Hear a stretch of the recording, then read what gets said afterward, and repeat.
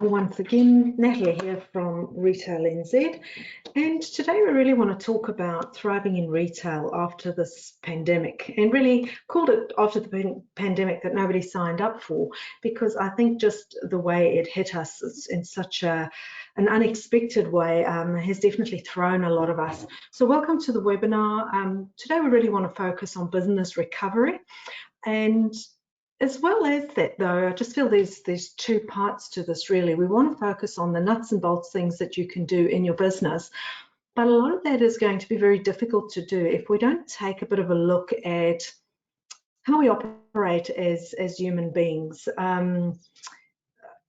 Yourself and the people you employ and the customers that you deal with are all human beings, and depending on what's going on for us, will very much change our outlook, and it will influence the way we behave.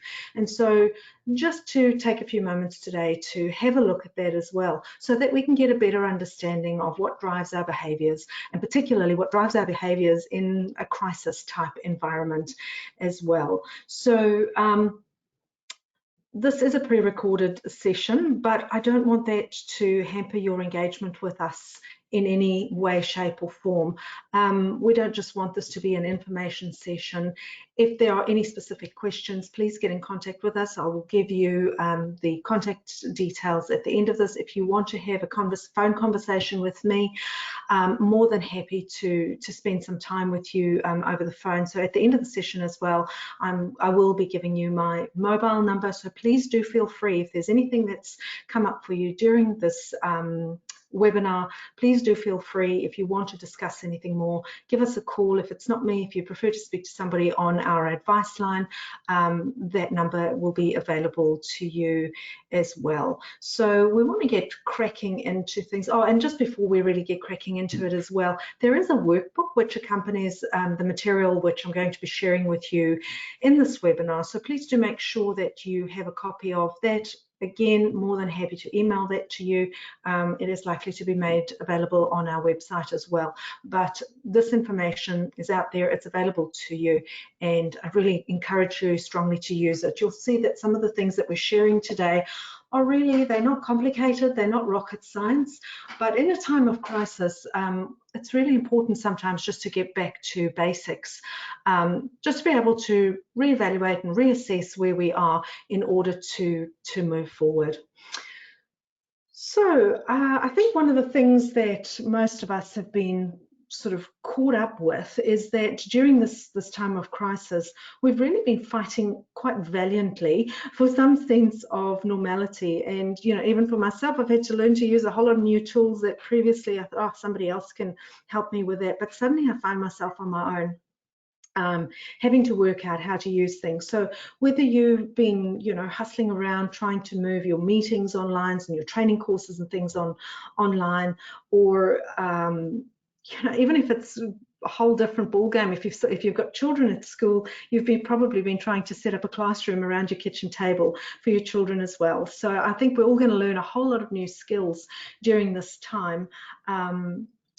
But it doesn't make it easy. So all of this just adds to what's actually going on out there. So we just want to bear all of that in mind and figure out, how do we navigate and come out whole, happy and healthy and strong on the other side, so that we can actually thrive through this and past this as well. I think a question that a lot of people have been grappling with is, when will this be over? And I hate to say it, and it might be quite hard to accept, but I think really the answer is never. This is a global catastrophe, and like any other global catastrophe that has happened throughout history, it has the ability to change the world forever. And I think this one in particular is very similar to a major war. If you look at how it's affecting our economy, some very, very devastating effects, and it's going to take a lot of hard work to actually get us through this. So we need to sort of factor that into our thinking a lot as well. The way you've done business before, you might not really be able to go forward, and it's never quite going to be business as usual again, because your customers, who are your really the lifeblood of your business, they've undergone a change as well. So we'll be talking a lot about our customer psyche in this as well, and what is it that we need to do to be thinking about marketing maybe the same product that we have, or is it that we need to even have a look at bringing about a change in the products that we market, because our client persona definitely is not going to be unaffected by this as well. So just before we really sort of get into it a little bit more, I just want to share with you, because I think just from the perspective of me bringing you this information, yes, it is information, but I suppose what I'd really like to understand, and maybe we can connect on this level as well, is that I too am a business owner. So my husband and I live in the Kapiti Coast, and we run a small business which is very dependent actually on the tourist market and people actually moving around and people traveling as well. So when I think of, when we've applied for wage subsidies, for example, one of the questions, one of the qualifying criteria was, has your business experienced at least a 30% downturn? And my business, probably much like your business, has gone from trading to not trading. So that's 100% downturn. So it's very difficult to figure out, where is ground zero again. And so just so that you know and understand, I have 100% empathy for you as a fellow business owner, and a lot of the tools and skills that I'm going to be sharing with you today, I'm using for my own business to figure out how I'm going to restart that as well. So this is coming from a very real place, and a lot of the things I'm saying to you, I'm speaking to myself as well.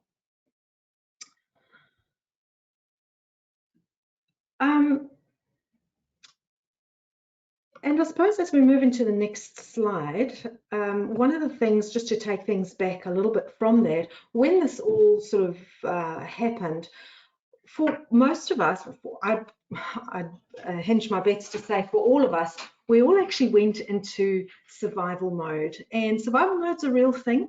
And as living organisms, we are actually designed, we're wired for survival. So what actually happens for us in that sort of state is we realize that something in our environment is threatening our well-being, threatening our ability to actually continue on living. And so our bodies are wonderful machines. And so what happens is we get the surge of chemicals, predominantly like cortisol and adrenaline. And what that does is it goes to the physical aspects of what it means to survive. We go into that fight or flight mode.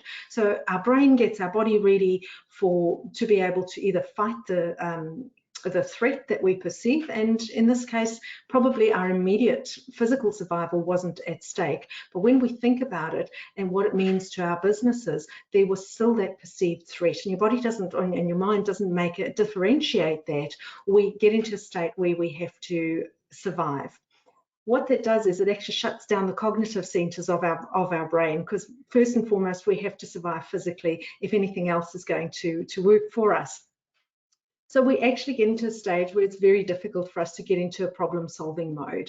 So today we'll talk a little bit about what are the things that can actually dial some of that back so that we can get into that creative mindset where we can in fact start thinking about how our business is going to survive, how we can engage some of those higher cognitive functions so that we can carry on. I don't need to tell you about, how we've all been to the supermarket. I'm sure we've all been there and seen the things that are not on the shelves. It's been very frustrating for a lot of us. And one of those commodities that we've stockpiled is toilet paper. Now, if you think, what is that about? Well, I'll tell you what it's about. And it's a little bit funny because I've, had a bit of a laugh about it myself. But toilet paper is linked to our survival, and it's on a very, very subconscious level.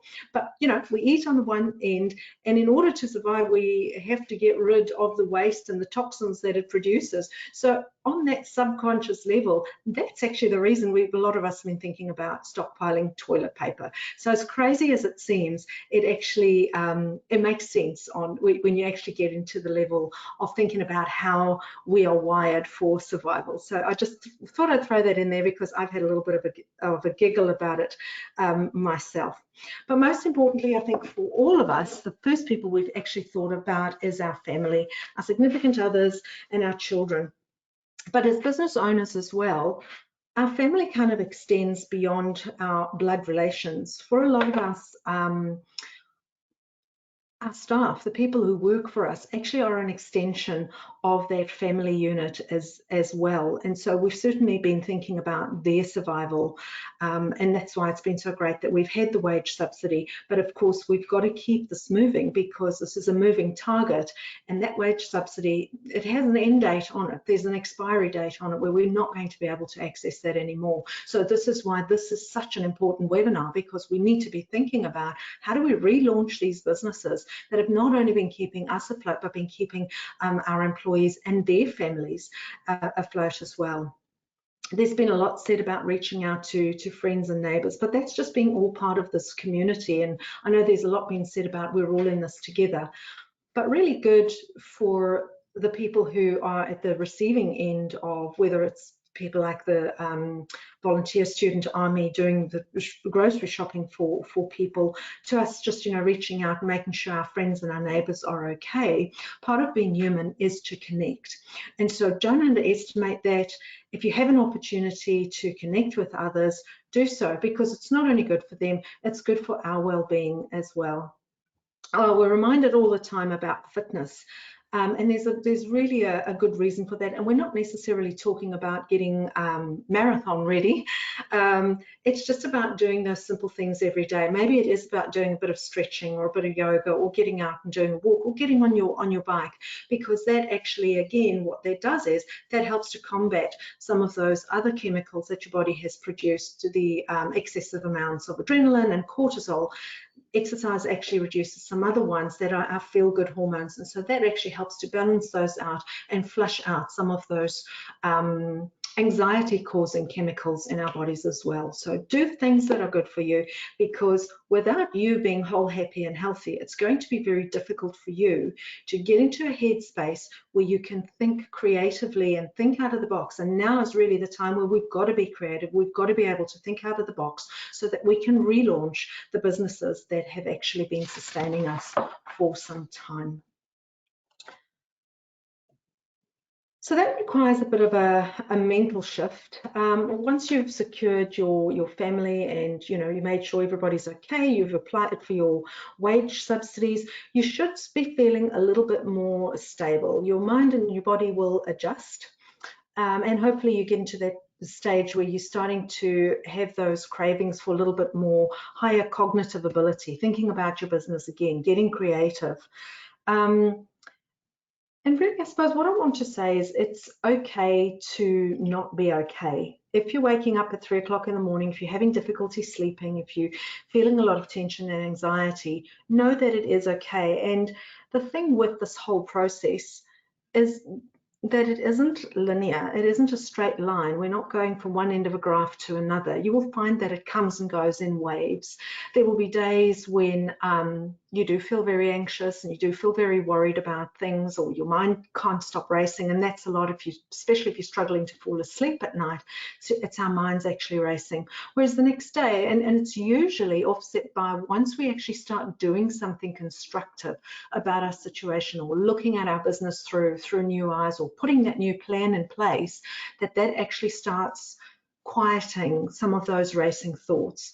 But whatever the case might be, we've got to be prepared to be in this for the long run. Think of it in terms of a marathon. It's really not a sprint. If you try and sprint at the beginning of the marathon, you're going to feel very sick by the end of it, and it's not going to be good for you at all. So you need to pace yourself and be thinking about your emotional and your mental health through this time period, and getting ourselves mentally and emotionally prepared for the long haul. I think at least for the next 12 to 18 months, we're going to be in a very difficult position, and that is potentially going to be followed by a bit of a slow recovery. Look, if it ends sooner, let's all just be pleasantly surprised.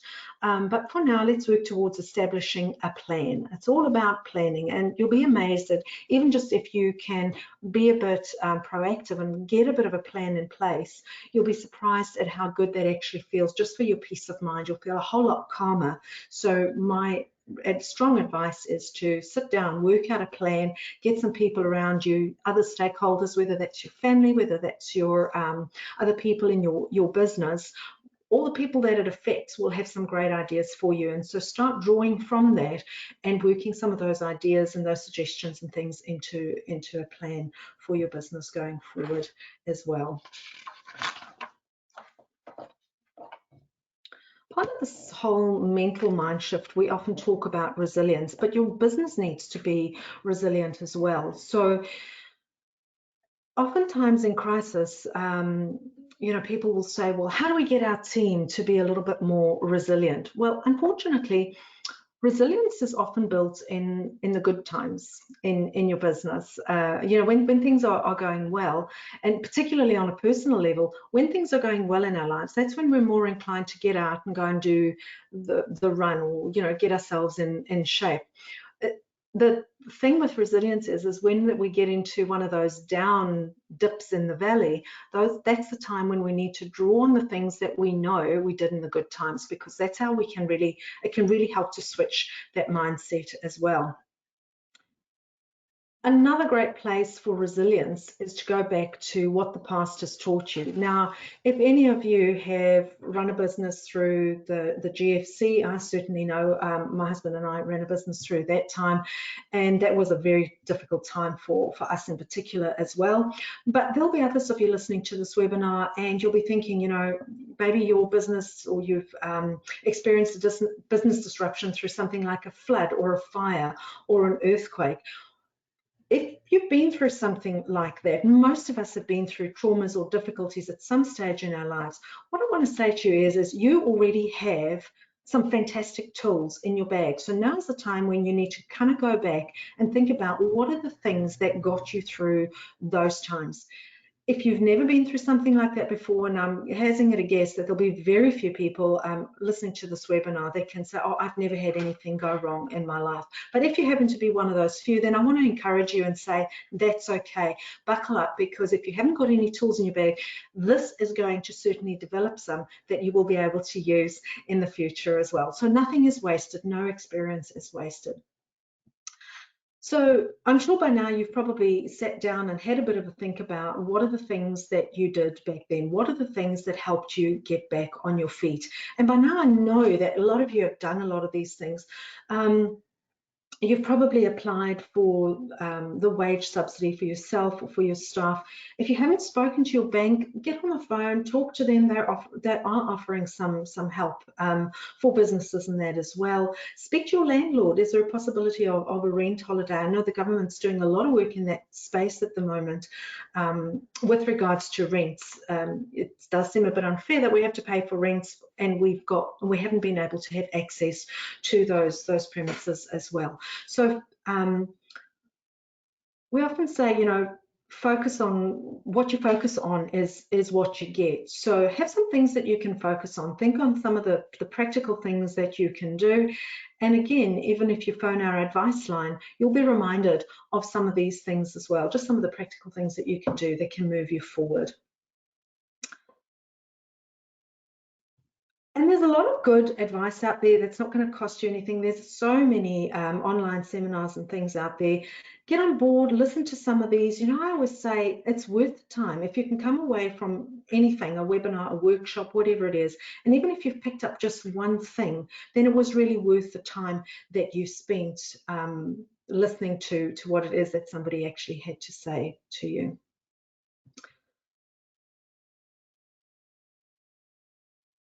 And so now maybe is the time to change tack a little bit, even if you're thinking now, well, even if I put an e-commerce platform in place now, if I had that in place previously, it wouldn't have helped me because I am a non-essential service and I wasn't allowed to operate up until now anyway.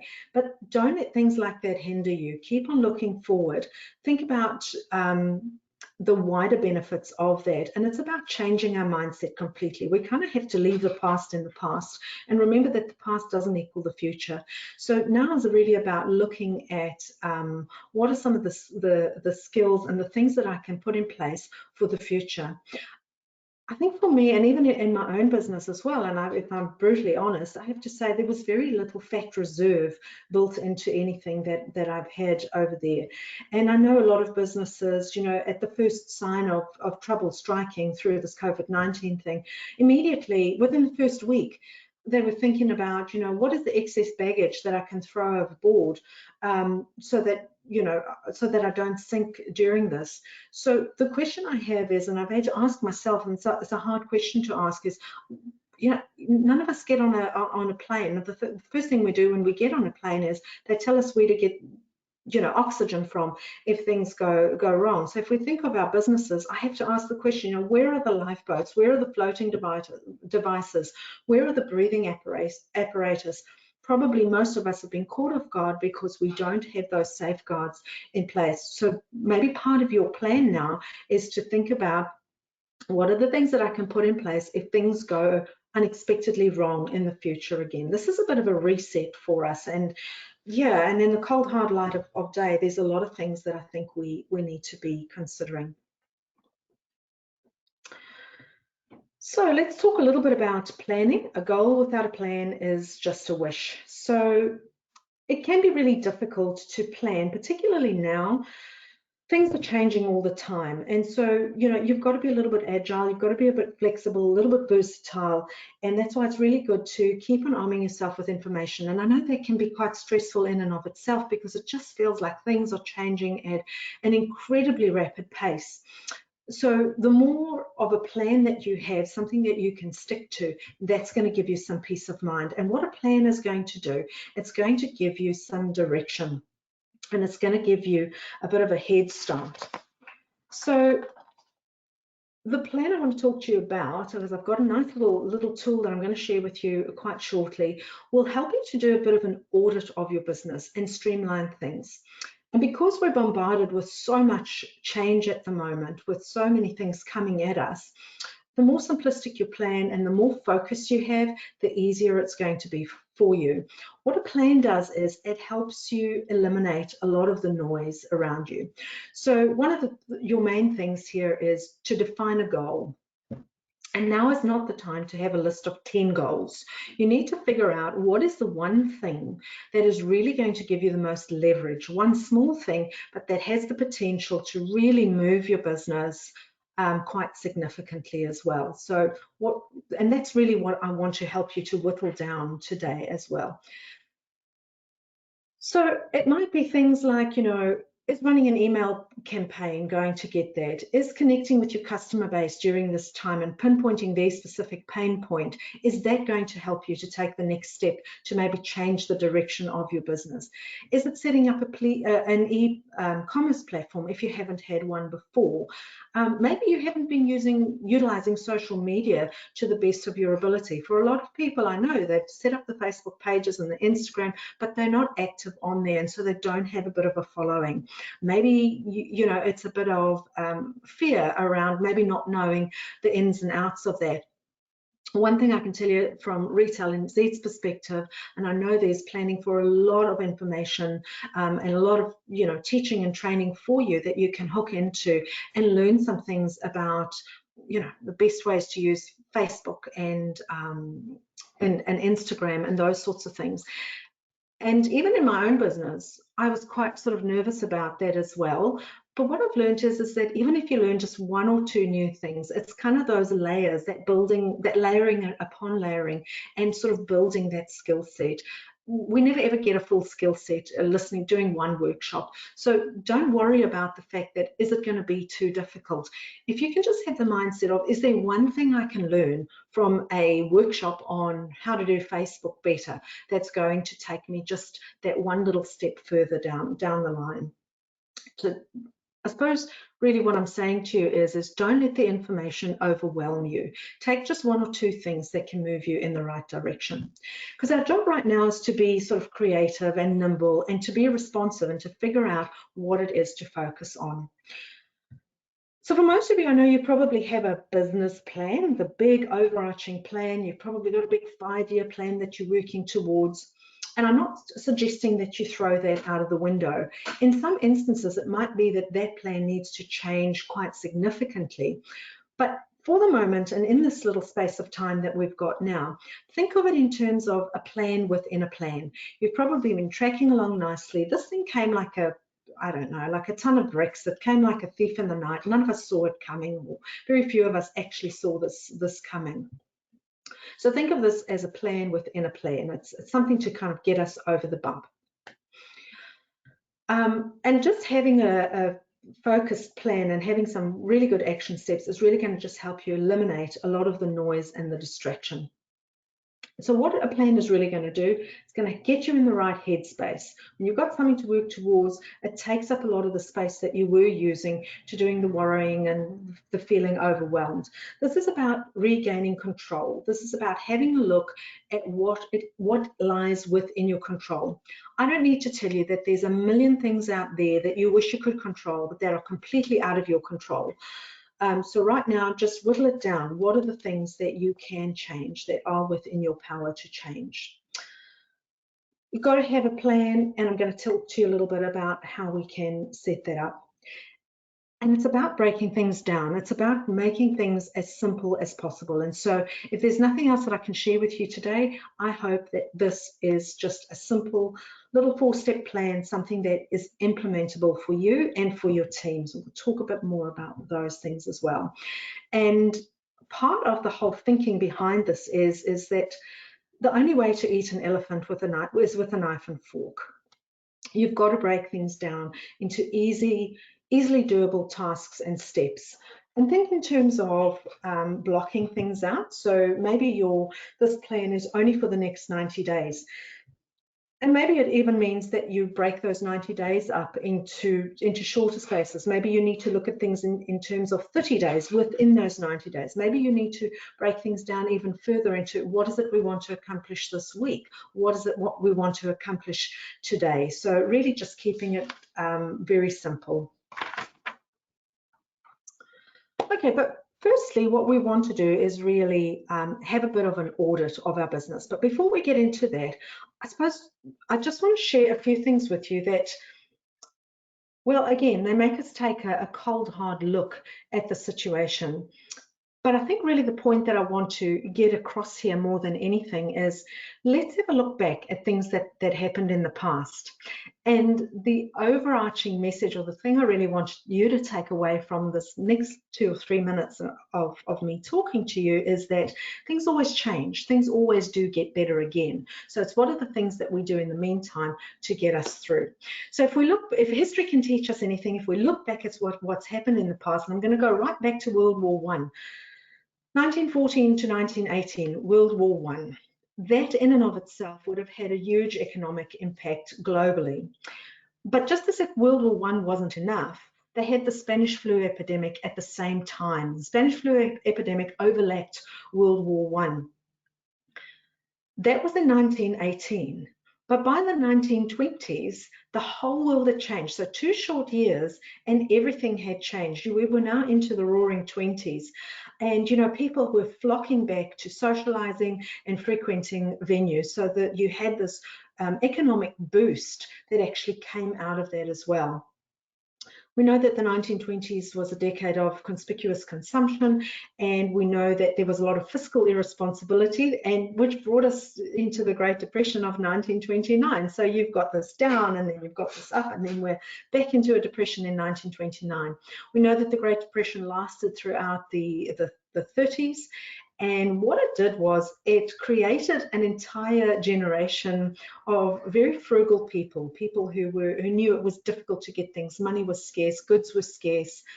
Whereas on the other hand, if you look at what happened after World War II, there was this boom decade again. So we've got these ups and downs. So we know that we're going to get through this. Things are going to turn around again. What we don't know is how long this is going to last. And my gut feel is that it might be a little bit longer than some of the other things that we have seen in the past. You know, similarly, when we had 9/11, the US business economy also ground to pretty much a halt due to fear and uncertainty. But daily life soon resumed, and it was a bit of an antidote to terrorism. The GFC was the same thing. We kind of spent our way out of that again, and we bounced back. And so yeah, it's just one of those natural ups and downs. And so this is going to be one of those situations as well. The thing for us to know with this, and what makes this, I think, a little bit different from the other things that we have seen, is we now have the social distancing, and depending on who you listen to, it seems as though this could be with us for a long time. So I think without a doubt, it's going to change us in many ways. It's certainly, there's going to be psychological changes. We're seeing that already. It's going to be a lot of behavioral impacts that are going to be beyond the fallout just of the economy. In a downturn, your consumer focus goes to essentials. We've seen that the supermarkets have been the only thing virtually that has been allowed to be open. So you need to be looking at your business. Are you selling a luxury item? Are you relying on the discretionary dollar of your customer base? If that is your market that you're in, it is very likely that you're going to see a significant decline from previous years. And really everything has changed. And so we need to be working out what are things going to look like post this crisis. We've become used to very quickly actually using online platforms. We probably used a lot of the stuff before, but now even if you were a bit averse to that, you've got no option. You have to do it. And I think for most of us, I certainly know about, our team, we've become quite used to seeing one another with, not your hair done. Well, firstly, we can't get to the hairdresser, so our hair's all over the place for one thing. And we've gotten used to seeing, guys unshaven in their polar fleece and women without makeup on and all of those kind of things that we would normally do if we got up and had our usual routine and went into our workplace every day. So the question is will corporate dress become something that's even more casual? How does that affect the product that you are selling, for example? I think we're going to see a huge decline in people just flaunting brands as status symbols. And, I think that could become a little bit redundant, at least for a while anyway. So let's park that thought for a moment. But what I'm wanting to say with that is how has your customer persona already been affected, or what are the changes that your customer's persona is likely to undergo? There are going to be some significant changes for us as retailers over these next weeks and months. So what is that going to look like post this lockdown? And I do think it's the effects of that are going to be around for a lot longer than maybe we've given some thought to. So let's not overcomplicate things. How do we as a business keep this simple? It's really time to get back to basics. We've had a derailment, and really what we need to be focusing on is how do we get this train back on its tracks again. So what I want to share with you now, as you work through, and we'll talk a little bit about, how do you figure out what has become important to your loyal customer base? Their pain points are different and they're new. So the tool I've got up in front of you now is really a bit of a framework. It's really 5 lenses that I'm certainly using for my own business, and would encourage you to try and look at your own business through as well. And those are the kind of 5 windows. And so we're going to look at them. So that's finance, is like, how does the money side of things work? The trading side, that's the sales side of it. What are the things we've got in place there? Do we need to look at some different things there? Who is this customer? What's changed for them? What are the new pain points? Does it mean you need to look at a different customer base? Or how do you take this customer base that you've worked so hard to get together? How do you go along this different journey with them? We'll look at things like marketing and promotion. How does that need to look different in this new environment that we're all trying to navigate? And then lastly, what is the influence and the impact of all of this on our business, and what is what is the focus and how are we going to influence this new thinking, this new outlook that people have on life, and how do we align our offering with that which we are offering our client base? So in order to do that, I'm going to do a little bit of a case study, and it'll be a little bit of fun as well. So I'd like to introduce you at this point to Frank. And Frank is a very trendy gentleman, and he has a store and he sells ladies' clothing. And Frank's shop, his ideal customer is female. She's trendy, she is very social, she likes to be seen on social media, always in the latest designs. Her image is really important to her. She's probably between the ages of about 35 up to about 60. She's in a middle to higher income bracket. She's independent. She's a career woman. She's driven. You get the picture, so you know who Frank's client base is. So we're going to keep Frank in the back of our minds as we go through each one of these little windows that we're going to have a look through. So when we talk about money, money is really talking about the flow of money, how it flows into your business, how it flows out of your business, how you best utilize it and maximize it to get the best bang for your buck, essentially. How, what products do you put it into? Do you understand the numbers behind the finance in your business? And I want to say that the better grasp you have on the money, the better. If you're a numbers kind of person, look, this is going to be a playpen that you love to be in, and a great place for you to be, because understanding how the money flows and the best ways to maximize the money is an important artery of your business. It's really a vital lifeline. So whether you're a money person or not, the kind of questions that you need to be asking yourself are, number one, where does the money come from? Where does the money go to? How can it be maximized? What products are your big money earners? Which ones to give you the best margins? The day-to-day stuff, which a lot of retailers you would expect know, and many we find actually don't always know the difference. But do you really know and understand the difference between a markup and a margin?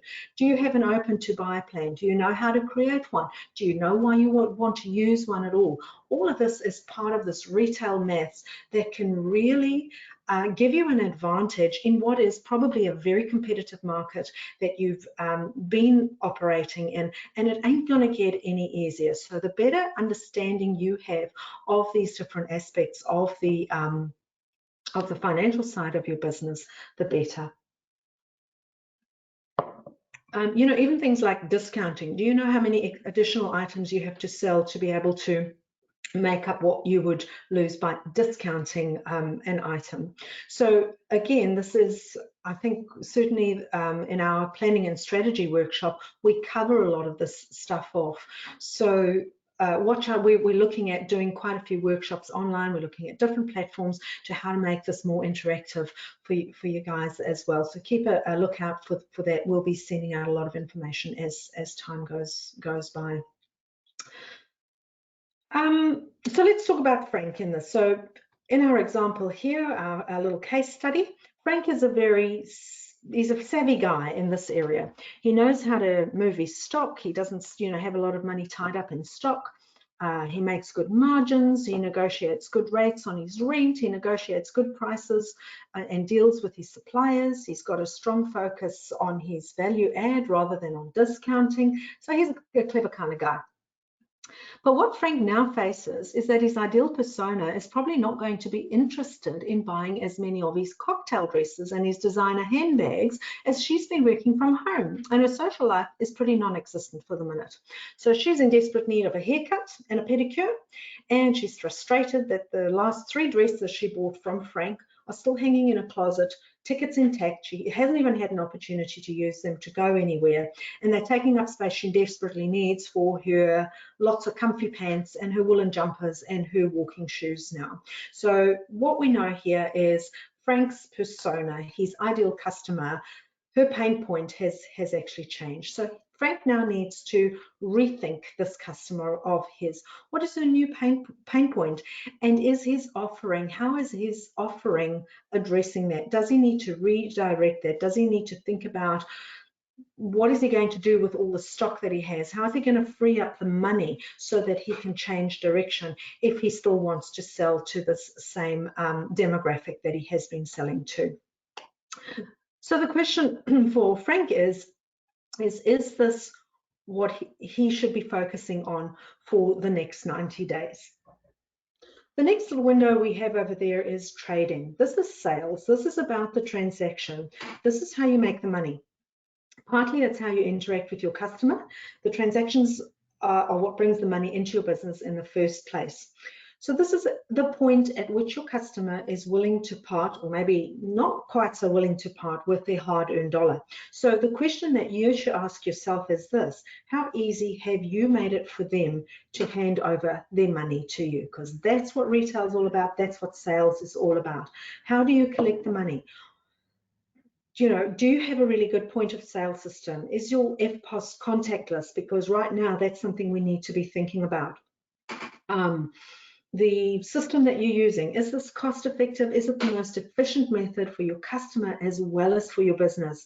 Is your e-commerce really user-friendly and reliable? Because I've often abandoned carts because things are not working quite so well. So this is an opportunity for you to go back, have a look at those things, make sure those things are running smoothly.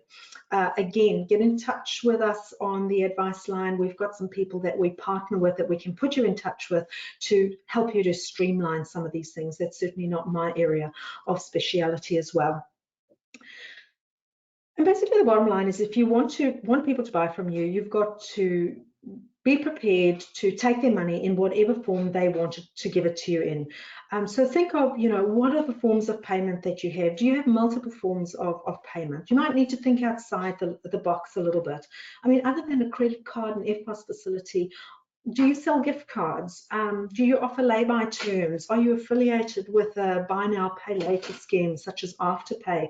Will you accept a bank transfer? PayPal, there's Gem Visa, there's Q Card. And you've got to weigh up, and again, this goes back to the money. You've got to weigh up the pros and cons. Do you offer Gem Visa? It certainly makes it easier for your customer to buy from you, but there is a cost involved to that as well. So you've got to weigh up, is it still worth your while to have some of these things in place? So the more information you get and the more you can speak to the providers of a lot of these services will help you figure out if it is the right option for you and for your customer as well. And just remember, your business is never too small to accept more than one form of payment. The more payment options you have that you can give your customers, the less excuses they have for not parting with their money. So make it easy for them. So let's get back to Frank. Okay, so in Frank's case, and you might be in a similar boat, he's always had a beautiful store which offers his customers a very hands-on and tactile shopping experience. I'm a very tactile person. I love to go shopping, feel things, touch things, smell things, taste things. And so, in Frank's case, he's relied on people coming because they've come for that experience over there as well. He's not had to rely too much maybe on an e-commerce platform. And because he's more, his clientele is a little bit more affluent, maybe Frank has also never considered that they need some buy now, pay later options. But right now, things have changed. Lots of people are on reduced hours.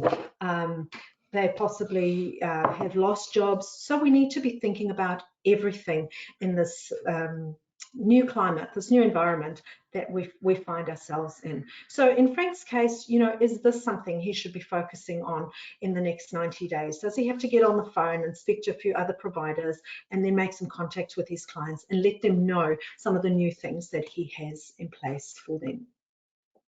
Our next little window that we want to have a look through is our customer base.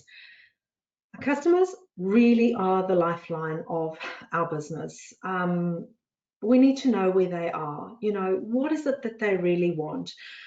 How have we managed to find them? I can tell you, if you go back and really took a drill down and had a look at that, it's cost all of us a lot of money to get the client base that we have on board. How do you normally convert them? How are we going to get more of them? And how are we going to keep them? And are they going to look a little bit different as we navigate our way through this crisis?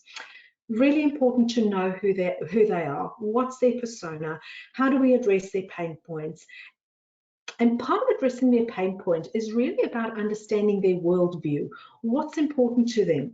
What are we communicating to them during this time as well? How good are we at keeping that relationship going?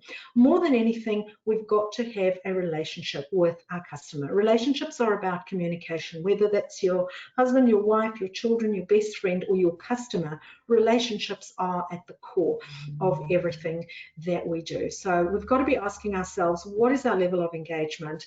How much work are you and I have we been putting into this as well? Because really, this is critical to our survival going forward. And also remember and ask yourself this question often: are you building a business for them, or are you building a business for yourself? The stats tell us, quite unquestionably, that repeat customers will buy 33% more from us than new customers. So nurture them, walk this journey along with them. Make sure that you understand what it is that is going on for them right now. And most of our existing customers are happy to buy from us. We fall down because we sometimes feel a little bit timid about actually asking them to buy from us. So don't be afraid, make it worth their while, communicate with them. And I think the thing to remember in this space more than anything is what is underlying, what is the mood right now? This landscape has changed drastically. So again, think of it in terms of a war. In a war, people's outlooks change, their priorities change, and so do their buying habits. So let's talk about our friend Frank. Does Frank's offering still suit the mood of his client persona? If he's not sure, he should engage with them. He should get out there and ask them. So the question might be, Frank, how are you going to make contact? What are the things that you need to find out? And how is he going to, what platform is he going to use to do that? Is he going to get on Facebook? Is he going to run a survey? Is it an email campaign? Nothing stops him getting on the phone and having a bit of a conversation. We're all in lockdown. We probably have a bit more time on our hands than we have previously. So is this an area that Frank needs to focus on in these next 90 days? And he needs to figure out what is the most important thing. The next aspect we want to have a look at, and we won't touch on a lot, but is the marketing and promotion. This is not a time to stop marketing. This is not a time to stop promoting your goods or your business. Use everything that you have at your disposal. Is it social media? Is it email marketing? Is it your conventional marketing? If you're running, newspaper ads, and be asking yourself, and this is where you've got to weigh up, how effective is that now? I am sort of hauling out some good money that isn't coming in maybe at the moment. Is it time to maybe halt those and use some other ones that are going to cost me a whole lot less? Social media is really inexpensive and effective way of marketing. So if you're not on top of, you're not up to speed with that, have a look out. We're going to be running some information sessions and some webinars on that as well. And then you need to be thinking about your message. Is your message one that your client is ready to hear? Again, mood. Don't forget that the mood has changed. So let's talk about Frank. In Frank's case, if he understands where his customer is at, i.e. she's sick to death of being, stuck alone at home and she can't wait to get out to her first social gathering. Is that the headspace she's in, and how's he going to find that out? Or is she ready to donate all those extra handbags and all those lovely dresses that still got the tickets on? Does she want to donate those to a charity, to raise money, to support families who've maybe lost their jobs as a result of the pandemic? Frank's job is to figure out where she is at. He needs to speak her language, and then he needs to facilitate a platform for her, a way for her, make it easy for her to take some action as well. But most importantly, he wants to be front and center of that action, because there's no better marketing than when we're actually out there doing some good in our community as well. It's all about how he can tap into her mindset and get her back into the store later on, or get her online in some way and reward her for her altruism as well. And the only way he's going to do that is he's really got to start thinking outside the box. So in our case, Frank decides that he's going to set up a collection bin for her to come and pop her last year's clothing in. This is only when we get into level 3, of course. We don't want people moving around unnecessarily. We can think of some other ways to maybe get her engaged with us. Is there a collection bin? Can she, I don't know, do a hashtag, and once she gets that, do get your social media involved, that somehow, gets her a discount for the next time that she purchases online or in store.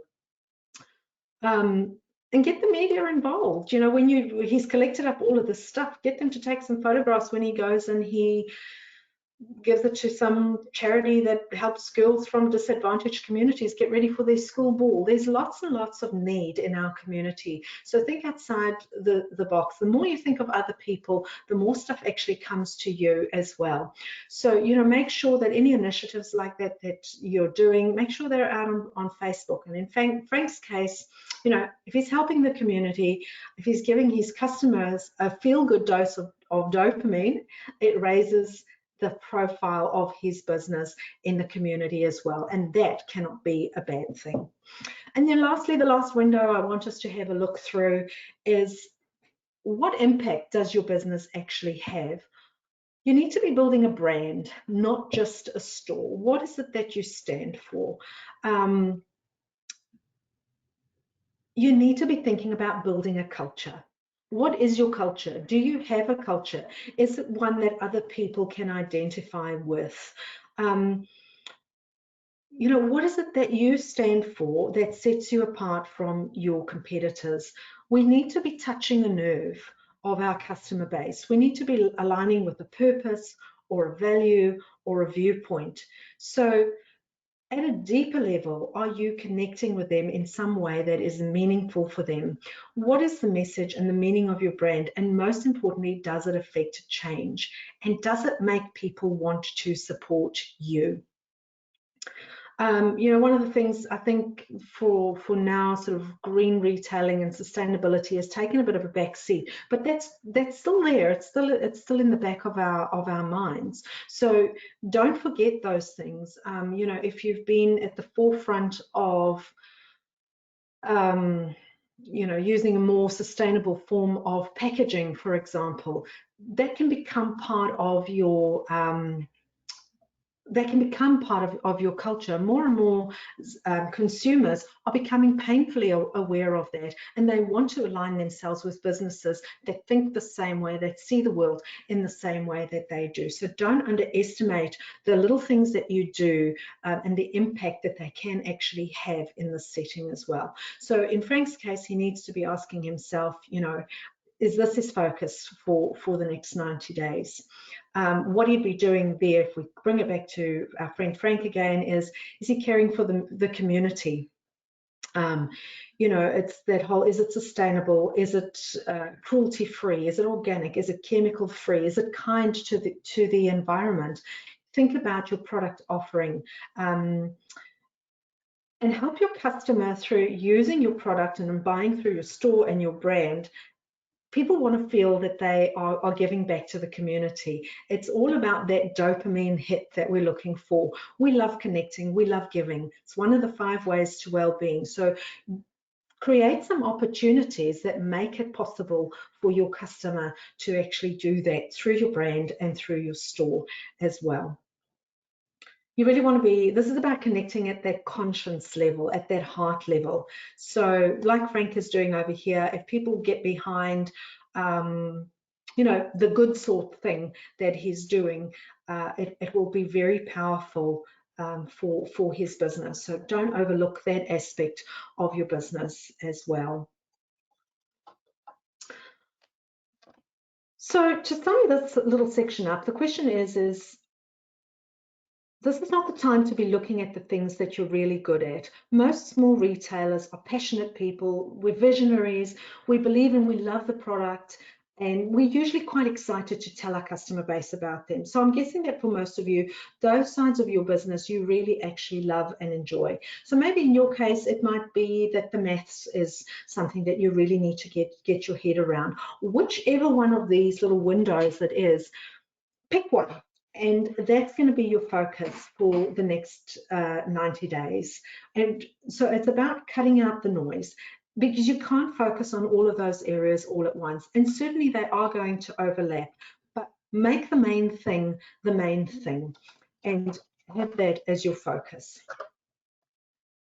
So when we get into how does this play out? So we've figured out, we've done an audit of our business now, but how do we actually take some action steps that are going to make a significant move, that is really going to help us progress that business and where it is that we're taking it? So I want to say to you, an old Stephen Covey quote is, begin with the end in mind. You have to start with a goal. Aim for the goals. Step 2, narrow your focus. Step 3, take some targeted action. And step 4, measure your results so that you can get your outcomes. You measure your results along the way because your outcomes are going to align with your goals. It's really that simple. I know if you're expecting some rocket science, you're not going to find it here. These are simple things, but what I do know is they work. So let's talk about aiming for the goals. You've got to have a vision. You've got to know where it is that you are going. You've got to know what it is that you want to achieve. Put a time frame to it. We've spoken a lot about the 90 days. And whether that's, increasing your conversion rate 1% of the people who visit your online store. Maybe you want to double your traffic to your online store. Maybe it's that you want to reduce your aged inventory by maybe 50 or 60%. The one thing with the goal is it's got to be specific and achievable. I'm sure you all know the SMARTER goals. In the workbook that's available with this webinar, your SMARTER goals, there's a framework in there that you can use as well. It's got to be specific. Know exactly what it is you're trying to achieve. If you can't measure it, you're not going to know if you're actually achieving it. It's got to be achievable or realistic. If you set the bar too high and you say, for example, oh, I want to, turn over 100% of my old stock, probably unlikely that you're going to be able to achieve that. So it's got to be realistic. And if you don't set a time frame around it, it just becomes something that you can procrastinate over. So have a set time frame, and that'll give you the resolve to actually achieve that. And you want to evaluate and review as you go along. Step 2, narrow your focus. You've heard the saying that life is controlled by what you focus on. Similarly, we could say that our businesses are controlled by what we focus on in those businesses as well. So once you're absolutely clear in your mind what your micro goal is, because remember, I've said you've probably got this big overriding 5-year plan. This is just a smaller goal because we've been derailed. So we'll think of this in terms of our micro goal, our goal for the next 90 days. You want to be able to focus on it with that laser precision. That means being single-minded. It means putting your blinkers on. Let the one thing be the one thing. You want to shut out all the noise and all the distraction. You've got to really be focused like an athlete. You're running a race. Push through the pain and focus on the finishing line. That's all that matters in this time right now. This step as well is about the how.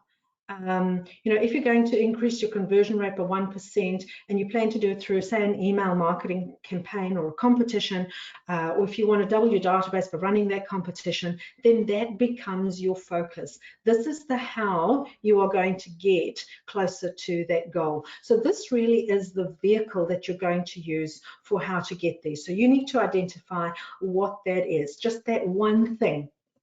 Now, this can be a bit problematic. Entrepreneurs are big on ideas, very creative. And if you're sitting with like 1,000 ideas at the moment, that's fantastic. Write them all down. But what you need to do is put them in a parking lot. Choose just the one idea that you'll focus on for the next 90 days. Remember, it's about getting things off the ground again so that we can operate post-lockdown. I want to say post-pandemic, but I think we're going to be in that for a while. So the real goal here is, if you really want to get results, less is more. The more simplistic you keep it, the better. Break things down into the simplest, easiest, most doable action steps. Remember, eat the elephant with the knife and fork. You can't eat it all in one bite. Don't overcomplicate any of this. If you do, I promise you'll become overwhelmed, you'll become disillusioned, and you're likely to give up along the way. So don't make it harder than it needs to be. fresh start, new opportunity, 100% outcomes focused. So, don't worry about the past. The past does not equal the future. Step 3 is about taking targeted action. This is where things get done. This is where the rubber hits the road, as it were. You can't go light here. This is where you've got to go all out. You've got to get a little bit, not the best word is coming to mind right now, but you've got to really be resolute about what it is that you want. This is where perseverance, endurance, determination, stickability, good old-fashioned work ethic, you're going to have to pull that one out of the bag. And that's not always going to be easy. You want to break things down into tasks. Delegate these to your team. Don't try and do everything yourself. It becomes a very lonely road if you do. If you've got a team, check in regularly with them when you've given them their tasks. And I'm not talking about micromanaging here. If you want to disillusion people, if you want to make people unproductive, break them down, micromanage. I'm not talking about micromanaging. I'm talking about checking in. Sorry, just get rid of that over there because I didn't really want to go over an hour, so that was my cue. But check in with them so that you are encouraging them. It's not about a carrot and a stick here. This is about encouragement. The most rewarding part about the step is that you get to tick things off the to-do list. If you've ever been somebody who works on a to-do list, you will know that there is a certain satisfaction that comes when you tick things off a to-do list. Now, I promise you this is not by chance either. Your brain releases dopamine every time you tick it off, and it stimulates the pleasure centers in your brain. And so the more you do it, the more things you can tick off your to-do list, you will find that the more motivated you become to do more of the same. Because remember, those things, it's like gambling. It's a little bit addictive. So it's a win-win situation when you can apply these principles to your business and to getting things done inside your business. If you've identified an area that needs work, I know for a lot of us, maybe it's the financial stuff. I keep coming back to the financial stuff because you can probably tell by now it's not my area of strength. Team up with somebody who is good in that area. Let's say, it's the numbers. What I do know is that the more you read about it, the more you try and learn about it, the more you apply yourself, the better you will get in that area. But right now is not to become an accountant or an actuary. Just learn a little bit more about it. But join up in this area with somebody whose strength it is. It's not a sign of failure or weakness if you struggle. We all do better when we're working from our strength space. It's just how we're wired. And I want to say to you, none of us has weaknesses. I really encourage you, and I work hard on it for myself as well, eliminate that word from your vocabulary. Weaknesses are simply an opportunity to allow others to shine and use their strengths to complement your own. Now, I said that, and I'm not quoting anybody else. I'm going to take full credit for that. I'm going to say it to you again. Weaknesses are simply your opportunity to allow others to shine and use their strengths to complement your own. We all have strengths. Some of us just have strengths. We have strengths in different areas, and so you need to figure out, and that's why it's so important to build a great team of people around you, people who bring different and varied strengths and skills to the team. As a business owner, you don't have to be an expert in every one of these areas. We don't have to have all the answers, but we do need to know where to find all of these answers. So having a 90-day focus means that everyone gets on the same page and moves the business where you envision taking it. Now, it's in this area as well that you've really got to be aware of procrastination. Again, your brain will do anything to get away from any kind of pain. So if the maths is not your thing, it might feel painful to you. And so your brain will come up with a million different, very creative, seemingly very logical ways to justify not doing the things, those targeted actions that are required, especially if they're challenging. So, what are the specific targeted actions that you need to take every day that will shift your business, even just incrementally, to your micro goal over these next 90 days? And remember, small cogs can turn very big wheels. And quite honestly, this is going to be the hardest step out of the 4. And so you've got to be very determined to stick with it, because this really is the make or break of your success of actually achieving this, this plan and this goal. And the thing is, I promise you that if you try and skip this step, you will not have the outcomes that you are going to. So you don't want to become complacent or lax in this. This is where you really need that determination, that real push to actually get through this. And I promise you, you'll come out the other side with a sense of pride and accomplishment. That's going to be a real good feeling for you. Resources, don't get stuck on, or how can I say, make sure you've got people in your life and around you that are good mentors and good coaches. This is not, you don't want to get stuck or lost along the way here. Ask for help. Again, it's not a failure. It's just tapping into other people's strengths, other people's knowledge banks. You will do the same for other people as well. I promise you, and I know that most of you out there, if somebody rings you up and says you need help for something, I'm pretty sure you're going to help them. You're not going to turn them away. So don't procrastinate and waste time floundering about on your own trying to figure your things out. If you come up with something that is a challenge, reach out, get the help that you need, surround yourself with some good people. Lastly, you need to measure your results and your outcome all the way, and you need to do this it's not a step that you do at the end. You need to do this alongside the other steps that you are doing. Plans don't always work out the way we intended for them. And but when your whole team, is on the same page, your immediate results can actually tell you if you've chosen the correct path or actions to give you the outcomes that you're looking for. So if you're not getting results, you really want to be able to stop, reevaluate maybe where things have gone wrong, check out if you need to change directions. For example, if you've kind of gotten to a point where you've worked out that you actually need to sell a different product, and you go down that path, it's pointless actually going down that path if you can't get the stock that you need, for argument's sake. Make sure that, things are realistic and achievable. Someone has to be responsible for checking and tracking the results. Usually that should be you, because that helps you to keep your finger on the pulse of things as well. And it really helps with the motivation. If your team knows that they're on track, it actually motivates them to keep going with your goals as well. If you're not getting the results that you're looking for, go back, check that you've got all your steps in place, that you haven't missed anything along the way. Make sure that that goal is really clearly defined, because that can possibly be a bit of a sticking point as well if you don't know exactly where it is that you're going. Each of these steps is really crucial to get the momentum in your plan that you're looking for. So, this is just a roadmap. Make sure that it's clear, make sure that it's easy to follow. It gives you the direction that you're heading in. But you must get into the vehicle. It's pointless having spent this time listening to all this and getting all the notes. You've got to get into the vehicle. You've got to start the engine. You've got to give this machine the fuel that it needs. You must obey the rules of the road, as it were, if you're going to get to where it is that you're heading to.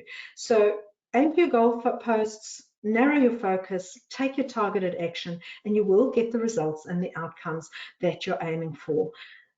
It's really that simple. If you're expecting something more complex than that, I'm sorry to have disappointed you, but I encourage you, don't overcomplicate it. It's really simple steps that will get us there.